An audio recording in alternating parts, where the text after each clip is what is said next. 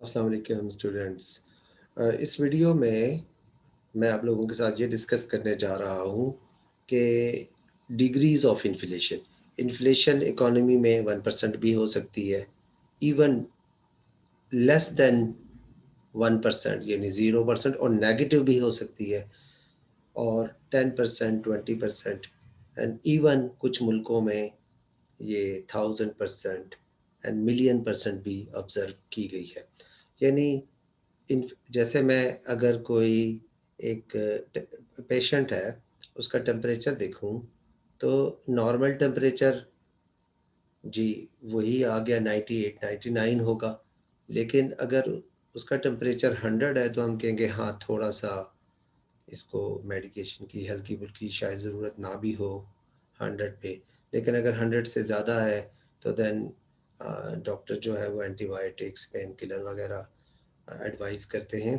इसी तरीके से अगर इकोनॉमी में हल्की सी इन्फ्लेशन है तो फिर तो गवर्नमेंट्स उन उन पे कोई एक्शन नहीं लेती, उनको करेक्ट करने के लिए कोई रेमेडियल पॉलिसीज़ नहीं बनाती, बल्कि टू टू अगर हल्की इन्फ्लेशन रहे तो ठीक होती है मुल्क के लिए। लेकिन अगर इन्फ्लेशन का रेट हाई हो जाए तो फिर गवर्नमेंट इसे एक प्रॉब्लम कंसीडर करती है, hindrance in growth and other objective achieve करने में। ये समझा जाता है कि गवर्नमेंट वो नहीं पूरे कर सकेगी। तो अब यहाँ पे दो किस्म की आप इन्फ्लेशन को देखा गया है। एक इन्फ्लेशन आपकी बुक के हिसाब से बता रहा हूँ, वैसे तो अ, हर रेट ही एक डिफरेंट नाम हम उसको दे सकते हैं।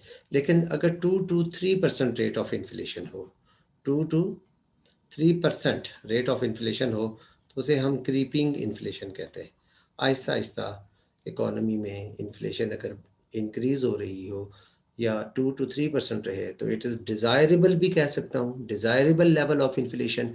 क्योंकि कोई भी गवर्नमेंट ये नहीं चाहती कि वहाँ डिफ्लेशन हो, और गवर्नमेंट ये भी नहीं चाहती कि जो 1960 की प्राइसेस थी आज भी वही प्राइसेस हो। Government want inflation but a lower rate, lower भी और स्टेबल भी। यानी जब भी इन्फ्लेशन हो तो वो 2 to 3% के करीब ही हो। तो इस तरह की इन्फ्लेशन गवर्नमेंट डिज़ायर करती है कि एक तो स्टेबल रेट भी हो, स्टेबल हो, और लोअर भी हो। तो lower and stable rate of inflation जो है वो गवर्नमेंट का ऑब्जेक्टिव होता है। ये तो बात हमने कर ली किसके बारे में, क्रीपिंग इन्फ्लेशन के बारे में। अब अगर इन्फ्लेशन रेट हायर हो, कितना हायर, अगर वो ग्रेटर देन 50% हो इन्फ्लेशन रेट, अगर 50% से ज़्यादा हो तो फिर उसे हम हायर इन्फ्लेशन कहते हैं। और हायर इन्फ्लेशन का मतलब ही यही हुआ, हाई रेट ऑफ इन्फ्लेशन को हम कहते हैं कि people losing confidence in the currency. हाँ, लोगों को ये नहीं पता कि आज जो मैंने 1000 रुपये का नोट मेरे पास है, वो उसकी वैल्यू एरोड हो रही है, कम हो रही है ना। तो फिर वो लोग नोट नहीं रखेंगे, वो फिर गोल्ड रखेंगे या कुछ और किसी और मुल्क की करेंसी रखेंगे, या अपनी वैल्यू को स्टोर करने के लिए कोई और एक कोई और तरीका देखेंगे ताकि उनकी वैल्यू जो है वो अ, गिरने से जो कम होती है, जो अगर उनकी वैल्यू कम होती है तो उसे वो कम होने से रोकते हैं। जी, ये आगे जाके एक वीडियो में हम देखेंगे जिसको शू लेदर कॉस्ट होते हैं कि कंज्यूमर या इन्वेस्टर जिसके पास पैसे पड़े होते हैं ना, वो कोशिश करता है कि कोई मेरी इस वैल्यू में से चोरी ना करे। सो वो आगे पीछे घूमता रहता है ताकि आगे पीछे फाइनेंशियल इंस्टीट्यूशंस में इन्वेस्ट करता रहता है ताकि उसकी वैल्यू जो है वो एरोड ना हो, कम ना हो।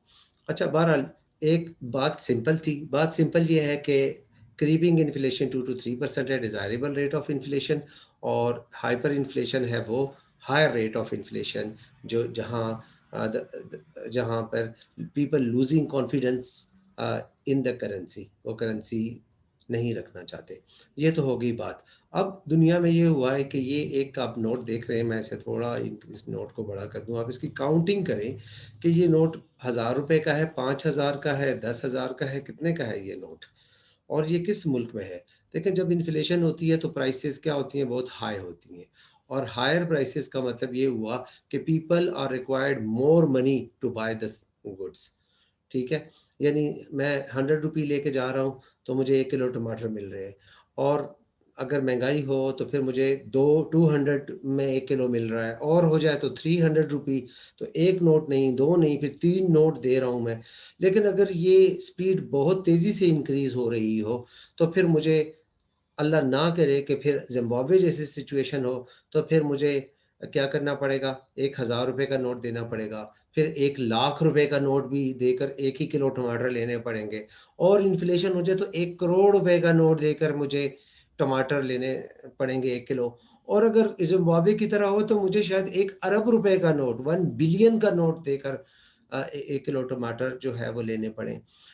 अल्लाह ना करे ऐसी सिचुएशन, तो ख़ैर ज़िंदगी में शायद एक ही दफ़ा ज़िम्बाब्वे पर आई है, और उसके बाद आजकल वेनेज़ुएला उससे गुज़र रहा है, उससे डिस्कस करते हैं। ये नोट देख लें, देखें ये जो 3 ज़ीरो हैं, ये तो हो गए ना थाउज़ेंड्स के, और ये वाले जो हो गए ये हैं मेरे पास मिलियंस के ना, ये थाउज़ेंड्स के हैं, ये है मिलियंस के।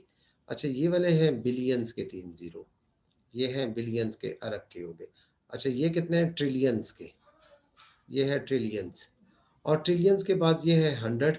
इसका मतलब ये हुआ कि 100 ट्रिलियन, 100 ट्रिलियन का ये नोट है, और 100 ट्रिलियन का मतलब हुआ कि कितना बड़ा करेंसी का नोट है।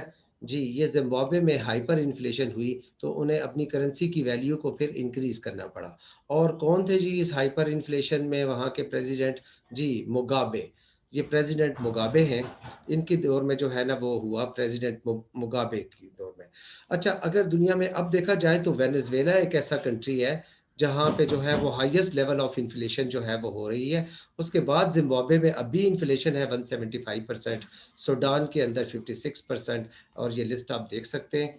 इंशाल्लाह ये वीडियो लंबी हो रही है, फिर एक और वीडियो में आपसे मुलाकात करता हूँ। उस वक़्त तक के लिए अल्लाह हाफ़िज़।